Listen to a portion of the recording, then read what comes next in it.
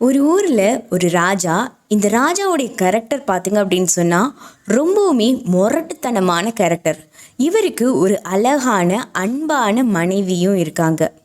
ஆனால் ராஜா ஒரு நாள் கூட மனைவி கிட்ட அன்பா 4 வார்த்தை கூட பேச மாட்டார். சிடுசிடுன்னு தான் பேசுவார். ராணி என்ன பேசினாலுமே அவங்களுடைய பேச்சுக்கு ராஜா முக்கியத்துவமே கொடுக்க மாட்டார். அது மட்டும் இல்லாமல் அப்பப்போ ராணியை இன்சல்ட் பண்ணிக்கிட்டே இருப்பாராம். இப்படியே போயிட்டு இருக்கும் பொழுது ராணி ஒரு ஸ்டேஜுக்கு மேலே இவர் கூட வாழ்ந்தே ஆகணுமா அப்படிங்கிற மாதிரியான சூழலில் தள்ளப்படுறாங்க. ஸோ ராணிக்கு நிறைய பேர் அட்வைஸ் பண்ணியிருக்காங்க, இவரை விட்டுட்டு நீங்கள் போனீங்க அப்படின்னு சொன்னால் உங்களுக்கு நல்ல வாழ்க்கையே அமையாதுன்னு சில பேர் சொல்லியிருக்காங்க. இன்னும் சில பேர் சொல்லியிருக்காங்க, ராஜா இந்த மாதிரி உங்ககிட்ட முரட்டுத்தனமாக நடந்துக்கிறாரு, அதனால அவரை விட்டு நீங்கள் போயிடுறது தான் நல்லது அப்படின்னு சொல்கிறாங்க. ஆனால் ராணிக்கு இவர் கூட வாழணும் அப்படிங்கிற ஆசை மட்டும் இருந்துக்கிட்டே இருக்கு. அந்த ஆசைனால ராஜா கிட்ட போய் மண்டியிடுறாங்க, கெஞ்சுறாங்க, அழுகுறாங்க. என் கூட பாசமா பேசுங்க, என் கூட சந்தோஷமான விஷயங்களை ஷேர் பண்ணுங்க, ஏன் என்கிட்ட சிடுசிடுன்னு பேசுறீங்க, தயவு செஞ்சு என்கிட்ட பாசமா நடந்துக்கோங்க அப்படின்னு சொல்லி அவங்க கிட்ட போராடியே வாழ்க்கைய வாழுறாங்க ராணி. இந்த மாதிரி ராணியும் கெஞ்சியே வாழ்க்கைய அவர் கூட வாழுறாங்க. அதே மாதிரி ராஜா ராணியை திட்டியே வாழ்க்கைய வாழ்ந்துட்டு இருக்காங்க.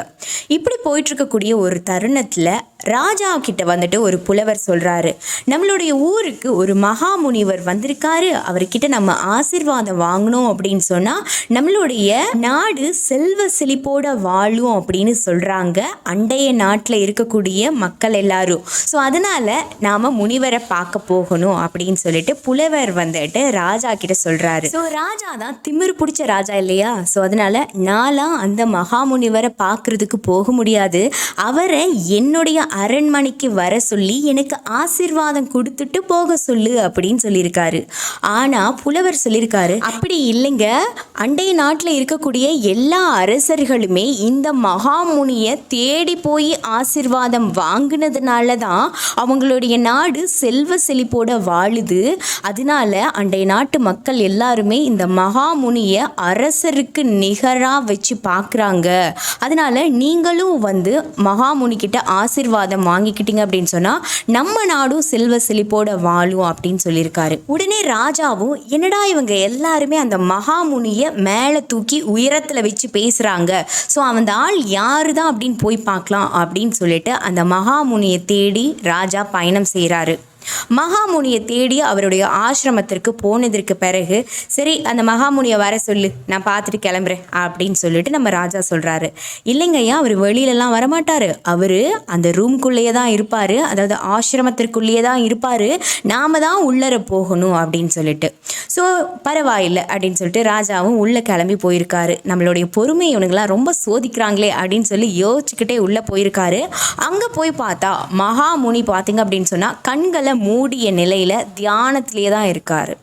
உடனே சீடரை கூப்பிட்டு, உங்கள் மகாமுனியை கண் திறந்து பார்த்து எனக்கு ஆசீர்வாதம் கொடுக்க சொல்லு, நான் கிளம்பணும், டைம் ஆகுதுன்னு. அவர் கண்ணெல்லாம் திறந்து பார்க்க மாட்டார், நீங்கள் இப்படியே உட்காருங்க அப்படின்னு சொல்லி உட்கார வச்சுருக்காங்க.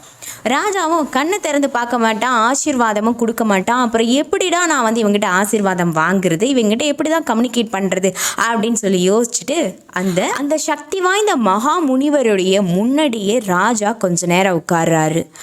உட்காருற நேரம் பார்த்திங்க அப்படின்னா 5 நிமிஷம் அப்படிங்கிறது 10 நிமிஷம் ஆகுது, 10 நிமிஷம் அப்படிங்கிறது 1 மணி நேரம் ஆகுது, 1 மணி நேரம் அப்படிங்கிறது 24 மணி நேரம் ஆகுது.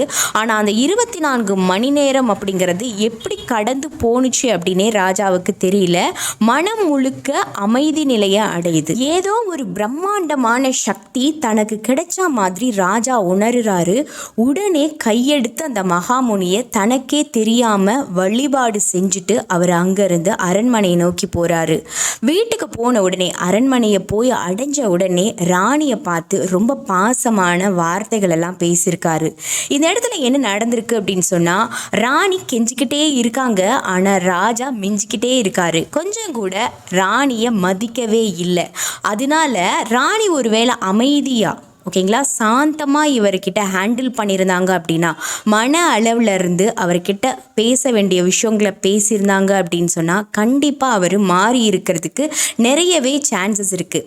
பாருங்கள், மகாமுனியை ராஜா மீட் பண்ண போனார். ஆனால் மகாமுனி ஒரு வார்த்தை கூட அவர்கிட்ட பேசவும் இல்லை, இவருக்கு அறிவுரை சொல்லவும் இல்லை, எந்த விதமான விஷயங்களையுமே கம்யூனிகேட் பண்ணவே இல்லை. அவர் பாட்டுக்கு மகாமுனிவர் பாட்டுக்கு தியானத்திலே தான் இருந்தார். அந்த தியான நிலையின் போது ஆப்போசிட்டில் நம்ம ராஜா உட்காருறாரு. அப்போது மகாமுனியுடைய அந்த அமைதி நிலையில் ஏற்படக்கூடிய அழகான ஃப்ரீக்குவன்சி லெவலில் நம்ம ராஜாவும் மூழ்கி போகிறாரு. அதனால ராஜா ரொம்பவுமே சாந்தமான ஒரு அற்புதமான அன்பான மனிதராக மாற்றப்படுறாரு. ஸோ நல்லா புரிஞ்சுக்கோங்க, உங்கள் வாழ்க்கையில் உறவுகளுக்கு நீங்கள் முக்கியத்துவம் கொடுக்குறீங்க அப்படின்னு சொன்னால் அந்த உறவுகளில் ஒரு ஸ்டேஜுக்கு மேலே விரிசல் ஏற்படுது அப்படின்னா அந்த விரிசலை சரி செய்கிறதுக்கு அவங்க கிட்ட கெஞ்சுறது, மன்றாடுறது, 24 மணி நேரமும் அவங்கள பற்றி திங்க் பண்ணி ஃபீல் பண்ணிகிட்டே இருக்கிறது, இது எல்லாத்தையும் அப்படியே ஸ்டாப் பண்ணிடுங்க. இதெல்லாம் பண்ணவே பண்ணாதீங்க. சந்தோஷமாக அவங்க கிட்ட மன அளவில் இருந்து பேச ஆரம்பிங்க. கொஞ்சமாக அவங்க வழிக்கு வருவாங்க. ஸோ அதனால போராடவும் வேண்டாம், மன அளவுலையும் போராட வேண்டாம். தயவு செஞ்சு நல்லா இந்த விஷயத்தை புரிஞ்சுக்கோங்க. அன்போட அவங்கள மனசில் நினச்சிட்டு ரசிங்க. அவங்க கண்டிப்பாக மாறி உங்கள் கூட பாசமான ஒரு வாழ்க்கையை லீட் பண்ணுவாங்க. ஸோ இது சம்மந்தமாக வேறு ஏதாவது டவுட் இருக்குது அப்படின்னு சொன்னால் கீழே கமெண்ட் பாக்ஸில் என்கிட்ட கேளுங்க. அல்லது என்கிட்ட பர்சனலாக லைஃப் கோச்சிங் எடுத்துக்கணும், அல்லது லா ஆஃப் அட்ராக்ஷன் சம்மந்தப்பட்டமான classes, love attract, money attract, job attract, இது போல் ஏதாவது வாண்டட் இருக்குது அப்படின்னு சொன்னால் கீழே டிஸ்பிளே ஆகிட்டு இருக்கக்கூடிய நம்மளுடைய வாட்ஸ்அப் கான்டாக்ட் நம்பருக்கு மெசேஜ் பண்ணுங்கள். தேங்க்யூ.